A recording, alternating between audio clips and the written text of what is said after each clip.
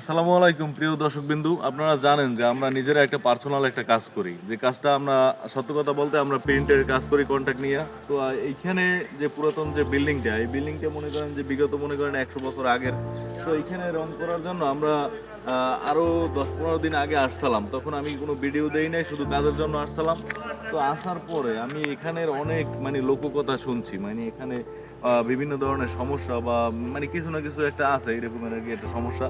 কিন্তু আদাও আমি বিশ্বাস করি না। বিশ্বাস না কারণে হঠাৎ করে যখন আমি কাজ দেখতে যাই ভিতরে, এটা কিন্তু একদম বাস্তব কথা। কাজ করতে যাওয়ার পরে আমি কিছু একটা ফিল করছি। ফিল করার পরে আমি যখন বাসায় যাই, বাসায় যাওয়ার পরে হঠাৎ করে কিন্তু রাত্রে আমি স্বপ্নে কিছু একটা দেখতে পাই। দেখতে পাওয়ার পরে আমি কিন্তু খুব ভয় পেয়ে যাই। ভয় পাওয়ার পরে আমার কিন্তু মনে করেন যে অনেক যেটাকে বলে উজা বা কবিরাজ বা হুজুর দিয়ে আমার কিন্তু অবশ্যই ঝাড়ফুঁক দিতে হয়েছে। তো এই বিল্ডিংটা আমরা আজকে আবার আসছি কাজ দেখতে, যেহেতু ডাকছে আজকে আবার আমাদের জানি না কি হয়। তো আমি আজকে আর ভিতরে যাওয়ার চিন্তা ভাবনাও হয়নি, ঠিক আছে। তাই আমি আর কি আমার সাথে এক বড় ভাইরে নিয়ে আসছি, এই যে অনিক ভাই। অনিক ভাইরে তো অবশ্যই চিনবেন আপনারা। অনিক ভাই কিন্তু খুব সাহসী। আর অনিক ভাই বলছে যে এখানে তার কিছুই হবে না। তাই আমি কিন্তু আজকে সত্য কথা বলতে আমি ভিতরে যাব না, তো যাবই না। কিন্তু অনিক ভাই বলতে আছে আরে আসেন কি হয় দেখি। আমি কিন্তু আসলে সম্পূর্ণটা অনিক ভাইয়ের উপরে ভর করে অনিক ভাইয়ের সাহসে আমি আজকে আবার এখানে ঢুকলাম ভিতরে। জানি না কি আছে, তো আমি আপনাদেরকে দেখাই। এই বিল্ডিংটা, এখানে নাকি একটা রুম আছে যেটা বন্ধ, সরকার থেকেই বন্ধ করে দেওয়া হয়েছে, কারণ ওই রুমটা খোলা হয় না। কিন্তু আমি যে কথাগুলো বলতে আছি না জানি এতেও কোনো সমস্যা হয় কিনা। তো চলুন আপনাদের একটু দেখাই কাছে গিয়ে।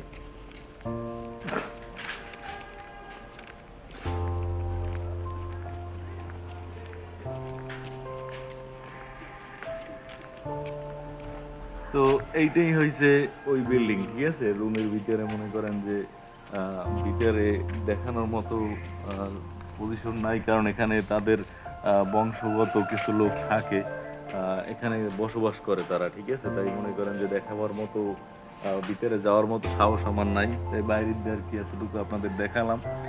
এটা হয়েছে যে আমাদের চৌরাস্তা মিয়াবাড়ি। যদি আপনাদের কখনো আসতে মনে চায় অবশ্যই এসে দেখে যাবেন, কারণ এগুলো হচ্ছে আমাদের বাংলাদেশের ঐতিহ্য।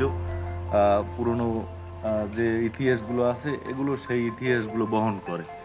তাই এগুলো তারা প্রতি বছর একটু কালার করে চুনা টুনা মারিয়ে রাখে, যাতে নষ্ট না হয়ে যায়। আর ওই চুনার কাজটাই আর কি আমরা নেওয়ার জন্য আসছি। কিন্তু আমি তাকে এসে পাই নাই, তাই চিন্তা করলাম যে আপনাদের সাথে একটু শেয়ার করি ব্যাপারটা। তো আমি এখানে যতটুকুই বলছি আপনাদের, এতটুকু এর ভিতরে কোনো মিথ্যার কিছু নাই, একদম সব সত্য।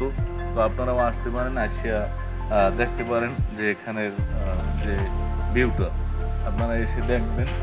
একটু একটু যা